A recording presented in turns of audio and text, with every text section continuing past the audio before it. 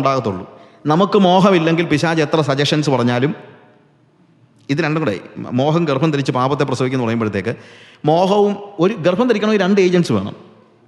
ഇല്ലാതൊരിക്കലും ഗർഭധാരണം നടക്കത്തില്ലല്ലോ. ആ 2 ഏജൻസിൽ ഒന്ന് എന്ന് പറയുന്നത് എൻ്റെ മോഹവും 2 സാത്താൻ്റെ സജഷൻസുമാണ്. ഇതിനകത്ത് ഏതെങ്കിലും ഒന്ന് വർക്ക് ചെയ്തില്ലെങ്കിൽ പാപം ഉണ്ടാകത്തില്ല. അപ്പോൾ ഇതിനുള്ള മാർഗം എന്താണ്? ഇതിൻ്റെ മാർഗം ഒന്നുകിൽ സാത്താൻ സജഷൻസ് തരാതിരിക്കണം, അല്ലെങ്കിൽ ഞാൻ മോഹിക്കാതിരിക്കണം. ഇപ്പോൾ സാത്താൻ സജഷൻസ് തരരുതെന്ന് ഇപ്പോൾ എനിക്ക് പറയാൻ പറ്റുമോ? അവൻ്റെ ജോലി അത്, അവനത് ചെയ്യും. എനിക്ക് പാപത്തിൽ വീഴാതിരിക്കണമെങ്കിൽ ഞാൻ എന്ത് ചെയ്യണം? ഞാൻ മോഹിക്കാതിരിക്കണം. ഇതുപോലെ തന്നെയാണ് നമ്മൾ we deal with people inside. അതുകൊണ്ട് പോൾ അവിടെ പറയുകയാണ്, നിങ്ങൾ എന്തുകൊണ്ടാണ് ഇത് പറയുന്നത് എന്താണെന്നറിയാം. ഇപ്പോൾ 1 തിമോത്തിയോസ് 1-ാം അധ്യായത്തിൻ്റെ 7-ാമത്തെ വാക്യം വായിക്കുമ്പോൾ, 1 തിമോത്തി അതിൻ്റെ 1-ാം അധ്യായത്തിൻ്റെ 7-ാമത്തെ വാക്യത്തിൽ പോള് ഇങ്ങനെയുള്ള ആളുകളെക്കുറിച്ച് പറയുന്ന ഒരു ഭാഗം, ചിലർ ഇവ വിട്ടുമാറി വൃഥാവാദത്തിലേക്ക് തിരിഞ്ഞ് ധർമ്മോപദേഷ്ടാക്കന്മാർ, ടീച്ചേഴ്സ് ഓഫ് ദ ലോ ആയിരിക്കാൻ ഇച്ഛിക്കുന്നു. തങ്ങൾ പറയുന്നത് ഇന്നത് എന്നും സ്ഥാപിക്കുന്നത് ഇന്നതെന്നും ഗ്രഹിക്കുന്നില്ലതാണ്. സ്വയം പറയുന്നത് എന്താണെന്നും എന്താണ് ഇവരുടെ തിസീസ് എന്താണെന്നും അതുപോലും ഇവർക്ക് അറിയത്തില്ല. അവർ they say anything that they want. വൃഥാവാദങ്ങൾ, ചുമ്മാ വാദിക്കുകയും അങ്ങനെയുള്ള എന്താണ് പറയുന്നതെന്ന് അറിയാൻ വയ്യാത്ത പ്രസംഗകരാണ് ഇന്ന് നല്ലൊരു ശതമാനം ആളുകൾ. അവർക്ക് തന്നെ അറിയത്തില്ല അവരെന്താണ് പ്രസംഗിക്കുന്നതെന്ന്. അങ്ങനെയുള്ള കാര്യങ്ങളെ നമ്മൾ തീർത്തും ഒഴിവാക്കിയിരിക്കണമെന്നാണ് പറയുന്നത്. അത് നമ്മളുടെ ഉള്ളിലേക്ക് കടത്തിവിടരുത്. അതിനകത്ത് ബാക്കി എന്തെല്ലാം കാര്യങ്ങളുണ്ടെങ്കിലും. അതുകൊണ്ട് അതിനെ വേറൊരു സുവിശേഷം എന്ന നിലയിൽ നമ്മൾ മാറ്റി നിർത്തിയേ പറ്റുള്ളൂ. ഇത് പറയുമ്പോൾ ഞാൻ ഒരു കാര്യം പറയാതിരിക്കാൻ പറ്റത്തില്ല. ഞാൻ പറഞ്ഞില്ല, ഈ പെൻഡുലം ഇഫക്റ്റിൻ്റെ പ്രശ്നമുണ്ട്. വേറൊരു സുവിശേഷം എന്ന് പറയുമ്പോൾ അതിന് 2 എക്സ്ട്രീംസ് ഉണ്ട്. ഒന്ന് അതിൻ്റെ റൈറ്റിസ്റ്റ് ലെഫ്റ്റിസ്റ്റ് എന്നൊക്കെ പറയുന്നത് പോലെ, ഒന്നെന്ന് പറയുന്നത് എന്താണ്, ഈ ചില കൾട്ട് ഗ്രൂപ്പുകളും മറ്റുള്ള ഗ്രൂപ്പുകളുണ്ടല്ലോ, അത് അതിൻ്റെ ഒരു എക്സ്ട്രീമാണ്. അവരുടെ പ്രത്യേകത എന്നാന്ന് ചോദിച്ചു കഴിഞ്ഞാൽ, അവർ പക്ഷേ ദൈവത്തെക്കാൾ വലിയ വിശുദ്ധി പ്രസംഗിക്കുന്നവരായിരിക്കും. ദൈവത്തെക്കാൾ വലിയ വിശുദ്ധി പ്രസംഗിക്കുന്നവർ അവരെല്ലാവരെയും മാറ്റി നിർത്തും. ഭയങ്കര എക്സ്ക്ലൂസീവ്സുമാണ്. അത് ബ്രദറെ അവരുമായിട്ട് ചോദിക്കാൻ പാടില്ല, അവരോട് യോജിക്കാൻ പാടില്ല, അവർ ബാബിലോണാണ്, ഇവർ എന്താണ്, അല്ലെങ്കിൽ ബാബേൽ പണിയുന്നവരാണ്, മറ്റേതാണ് മറിച്ചാണ്, അതുകൊണ്ട് നിങ്ങൾ ഇങ്ങോട്ട് മാറി നിൽക്കണം, ഇവിടെ മാത്രമേ ഉള്ളൂ. അവർക്കൊരു ലീഡറും കാണും. അതുപോലെ കൾട്ടിക്കായിട്ടുള്ള ഒത്തിരി ഗ്രൂപ്പുകളുണ്ട്. ജോൺ മെക്കേ എന്ന് പറയുന്ന ഒരു തിയോളജിയുടെ ഒരു പ്രൊഫസറുണ്ട്. പുള്ളി പറഞ്ഞൊരു വാചകം, ഫാരിസീസിൻ്റെ പ്രശ്നം, പരീശന്മാരുടെ പ്രശ്നം എന്താണെന്ന് അറിയാമോ?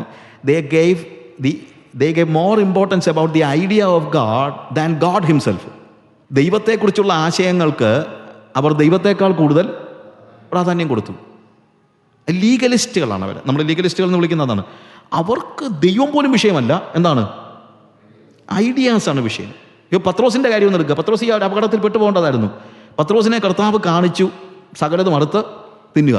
ഇവൻ പറയുന്നത് അറിയാമോ? കർത്താവെ, ഞാൻ ഇന്ന് വരെ അശുദ്ധമായതൊന്നും തിന്നില്ല, നിനക്കറിയാമല്ലോ. നീ എന്തോ ഈ പറയുന്നത്? നീ പറഞ്ഞാലും ഞാൻ കഴിക്കത്തില്ലെന്നാണ്. Idea about God becomes more important than God himself. ശബത്ത് നാളിൽ കർത്താവ് സൗഖ്യമാക്കിയപ്പോഴത്തേക്ക് അവർക്കുണ്ടായ പ്രശ്നം എന്താണ്? അവർക്ക് ദൈവത്തെക്കുറിച്ചുള്ള ഐഡിയ വേറെയാണ്. ദൈവം തന്നെ നിയമം കൊടുത്തവൻ വന്ന് ആ കാര്യത്തിന് വ്യത്യാസം ഉണ്ടാക്കുമ്പോഴും അവർക്കതല്ല വിഷയം. ഈ അണ്ടർസ്റ്റാൻഡ് ദ ഡിഫറൻസ്? അതിൻ്റെ വ്യത്യാസം ഞാൻ പറയുന്നത് നിങ്ങൾ ഗ്രഹിക്കുക. ലീഗലിസ്റ്റുകളുടെ ഒരു വലിയ അവർ ഫണ്ടമെൻ്റലിസ്റ്റുകളായിരിക്കും, അതൊക്കെ ശരിയാണ്. ഭയങ്കര ലീഗലിസമാണ്. ലീഗലിസം എന്ന് പറഞ്ഞു കഴിഞ്ഞാൽ അവർ സ്ട്രഗിൾ ചെയ്യുകയാണ്. ഈ ലീഗലിസം പ്രാക്ടീസ് ചെയ്യുന്ന പല ചർച്ചസിലും ഞാൻ കണ്ടിട്ടുണ്ട്. Because the law comes from outside. അവർക്കുണ്ടാകുന്ന ഏറ്റവും വലിയ പ്രശ്നം അതാണ്. The law comes from outside. പിന്നെ ഒരു ഭയങ്കര സ്ട്രഗിളാണ്. ദൈവരാജ്യം വന്നതോ നീതിയും സമാധാനവും പരിശുദ്ധാത്മാവിൽ സന്തോഷവും. നീതി ഉണ്ടെങ്കിൽ അതിൻ്റെ കൂട്ടത്തിൽ സമാധാനം ഉണ്ടാകും. അത് നിങ്ങൾ മനസ്സിലാക്കണം. റെസ്റ്റ് ഉണ്ടാകും. നമ്മളെ കർത്താവ് ഫ്രീഡത്തിന് വേണ്ടിയാണ് വിളിച്ചിരിക്കുന്നത്. പക്ഷേ ആ ഫ്രീഡം എന്തിനു വേണ്ടിയുള്ളതല്ല? പാപം ചെയ്യാനുള്ള ഫ്രീഡമല്ല, പാപം ചെയ്യാതിരിക്കാനുള്ള ഫ്രീഡമാണ്. The freedom Jesus gives is not to commit sin, but to be away from sin, or to be redeemed from sin, or not to do sin. പാപം ചെയ്യാതിരിക്കാനുള്ള സ്വാതന്ത്ര്യം. എനിക്ക് പണ്ട് പാപം ചെയ്യാതിരിക്കാനുള്ള സ്വാതന്ത്ര്യം ഉണ്ടായിരുന്നില്ല. പാപം ചെയ്യണമെന്ന് എനിക്ക് ആഗ്രഹം ഉണ്ടെങ്കിലും ഞാൻ ചെയ്തു പോകുമായിരുന്നു. പക്ഷേ when you are in Christ, നിങ്ങൾക്കുള്ള സ്വാതന്ത്ര്യം എന്ന് പറയുന്നത് എന്താണ്? ഞാൻ ചെയ്യുന്നില്ല, എനിക്ക് പാപം ചെയ്യണ്ട. എന്തുകൊണ്ട്? Because Jesus is in me, I am happy. അത് നമ്മൾ റീപ്ലേസ് ചെയ്യാൻ വേറൊരു സന്തോഷമുള്ളത് കൊണ്ടാണ്.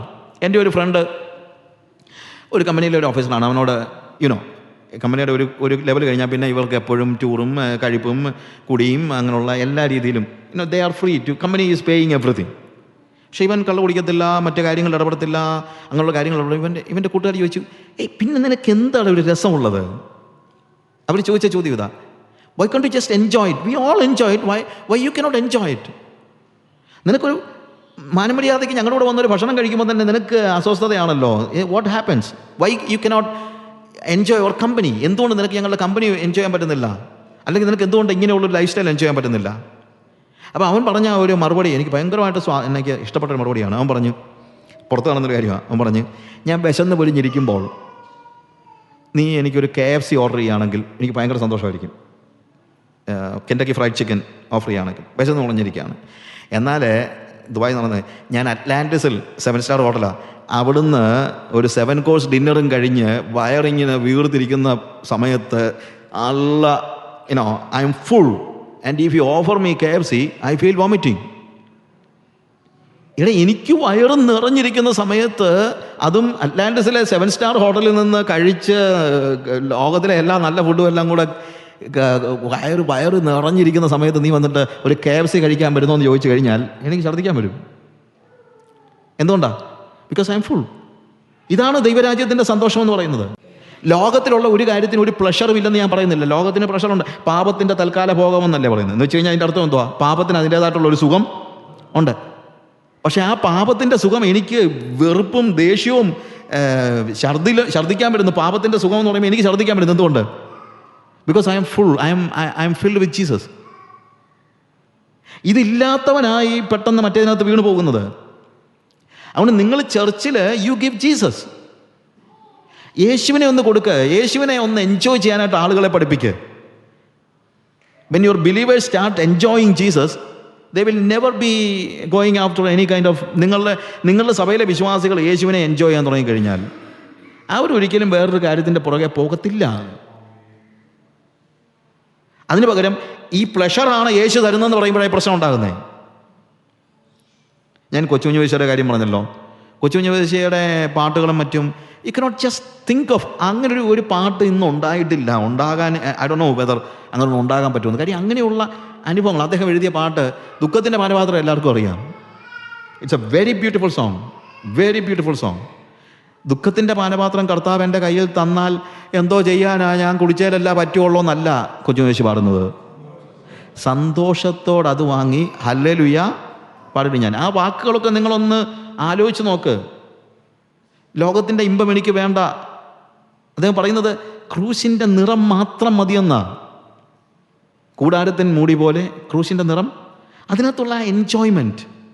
അദ്ദേഹം എഴുതിയ ഒരു പാട്ടാണ്, ആത്മസുഖം പോലെ ഏതു സുഖം പാരിൽ, പരമാത്മസുഖം പോലെ ഏതു സുഖം പാരിൽ. അത് അനുഭവിച്ചിട്ടുള്ള ആളിന് മാത്രമേ അത് എഴുതാൻ പറ്റുള്ളൂ. അപ്പോൾ അതിനകത്ത് വാസ്തവം പറഞ്ഞാൽ ഈ ഒരു കാര്യം ഞാൻ പറയാം. കുറച്ച് കഴിയുമ്പോൾ ഇതൊന്നും ഒരു ത്യാഗമല്ല. ഈ ലോകത്തിൽ നിന്ന് ഇങ്ങോട്ട് പെട്ടെന്ന് വരുമ്പം, ദൈവപൈതലായി കഴിഞ്ഞ് എനിക്ക് അത് കഴിക്കാൻ പറ്റത്തില്ല, ഇത് കഴിക്കാൻ പറ്റത്തില്ല, അങ്ങോട്ട് പോകാൻ പറ്റത്തില്ല, നോക്കാൻ പറ്റത്തില്ല. അന്നേരമൊക്കെ നമ്മളൊരു വി മേക്ക് എ സാക്രിഫൈസ്. എന്തുകൊണ്ടെന്നറിയാമോ? സാക്രിഫൈസ് ചെയ്യുന്നതിൻ്റെ കാര്യം, ഇതുവരെ ക്രിസ്തുവിനെ കുറിച്ചുള്ള പരിജ്ഞാനം നമ്മൾ പ്രാപിച്ചിട്ടില്ല. പോൾ എന്താ പറയുന്നത്? ക്രിസ്തുയേശുവിനെ കുറിച്ചുള്ള പരിജ്ഞാനത്തിൻ്റെ ശ്രേഷ്ഠത നിമിത്തം എനിക്ക് ലാഭമായിരുന്നു ഒക്കെയും ഞാൻ ഛേദമെന്ന് എണ്ണുന്നു. അല്ലെങ്കിൽ ഇതൊക്കെ ലാഭമാണ്. ഇവിടെ സെക്രട്ടറി ആകാനും പ്രസിഡന്റ് ആകാനും ഇലക്ഷന് നിൽക്കാനും വണ്ടിയിൽ ആളടിക്കാനും ഒക്കെ ആളുകൾ പോകുന്നതിൻ്റെ കാര്യമാണെന്നറിയാം. ഇവനൊന്നും യേശുവിനെ അറിഞ്ഞിട്ടില്ല. യേശുവിനെ അറിഞ്ഞു കഴിഞ്ഞാൽ പിന്നെ കസേരയുടെ പുറകെ പോയി കഴിഞ്ഞാൽ അവനെ തോഴിക്കണം. യേശുവിനെ അറിയാൻ വയ്യാത്തവർ അതിൻ്റെ പുറകെ പോട്ടെ. ഐ എം ക്വൈറ്റ് ഷുവർ, ഞാൻ വെറുതെ പറയുന്ന കാര്യമൊന്നുമല്ല. യേശുവിനെ അനുഭവിച്ച് അറിഞ്ഞിട്ടുള്ള ആളുകൾ ഇതിൻ്റെ പുറകെ പോകത്തില്ല. അപ്പോൾ ഇവിടെയാണ് നമ്മൾ ലളിത മനസ്കരാകുമ്പോൾ നമ്മളെ വഴിതെറ്റിക്കാൻ ഈ ലീഗലിസത്തിലേക്ക്, ഓഫ് കോഴ്സ് നിയമം, ദൈവത്തിൻ്റെ നിയമം നമ്മൾ അനുസരിക്കുന്നു. നമ്മൾ അനുസരിക്കുന്നതിൻ്റെ കാരണമെന്ന് പറയുന്നത് it's not out of fear, അത് പേടിയിൽ നിന്നുള്ളതല്ല. പക്ഷേ ലീഗലിസത്തിൻ്റെ പാതയിലേക്ക് പോകുമ്പോൾ അതും മറ്റൊരു ഗോസ്പലായി പോകും. ബിക്കോസ് കർത്താവ് നമുക്ക് നൽകുന്ന വിശുദ്ധിയുടെ സമൃദ്ധമായ സന്തോഷം ഉള്ളിൽ നിന്ന് അനുഭവിക്കാൻ നമുക്ക് കഴിയാതെ ഇതൊരു ബേർഡനായിട്ടാണ്. Because command is from outside. Many of the ഫണ്ടമെൻ്റലിസ്റ്റുകൾ എന്ന് നമ്മൾ വിളിക്കുന്ന ആളുകൾ തന്നെ, ഫണ്ടമെൻ്റലിസ്റ്റുകൾ തന്നെ അനുഭവിക്കുന്ന ഏറ്റവും വലിയ ദുരന്തം എന്നറിയാമോ? അവർക്ക് കൽപ്പന ഉള്ളിൽ നിന്നല്ല, കൽപ്പന പുറത്തു നിന്നാണ്. When it is from outside it is A burden, when it is from inside it is A delight. എന്നാൽ ഇതാണ് വൺ എക്സ്ട്രീം. എന്നാൽ അതേസമയം അതിൻ്റെ അതർ എക്സ്ട്രീം എന്താണ്? ഈ എക്സ്ട്രീം വന്നു കഴിഞ്ഞാൽ വലിയ പ്രശ്നമാണ്.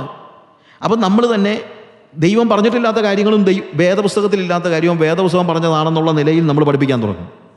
കുര്യൻ തോമസ് പാസ്റ്റർ, നിങ്ങൾക്കറിയാമല്ലോ, മരിച്ചുപോയ കുര്യൻ തോമസ് പാസ്റ്റർ ഞാൻ അവിടെ പോയി പഠിപ്പിച്ചിട്ടുണ്ട്. അവിടെ ബൈബിൾ കോളേജിൽ not as a regular teacher, but I use to go there and take modules ഞാൻ പലപ്പോഴും പഠിപ്പിച്ചിട്ടുണ്ട്.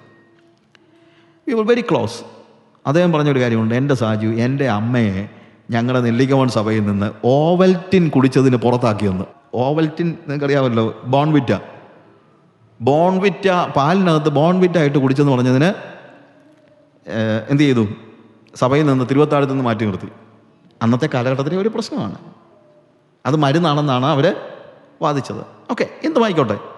ഞാൻ പറഞ്ഞത്, വേദപുസ്തകത്തിലില്ലാത്ത ഒരു കാര്യത്തെയും ഈ വിശുദ്ധിയുടെ ഇതങ്ങോട്ട് കയറി കഴിയുമ്പോഴത്തേക്ക് വേദപുസ്തകത്തിലില്ലാത്തൊരു കാര്യം വേദപുസ്തകത്തിലുള്ളതാണെന്നുള്ള നിലയിൽ അതനുസരിക്കാത്തവരെ എന്താ, അല്ലെങ്കിൽ ആ സഭയുടെ ടാബൂസ് എല്ലാം വേദപുസ്തകത്തിൻ്റെ നിയമങ്ങളാണെന്ന് ചിന്തിക്കുന്ന ആളുകളുണ്ട്. ഞാൻ പറയട്ടെ, സഭയുടെ ഡിസിപ്ലിൻസ് ഉണ്ട്, വേദപുസ്തകത്തിൻ്റെ നിയമങ്ങളുണ്ട്. ഇതിനെ നമ്മൾ കൂട്ടിക്കുഴയ്ക്കരുത്.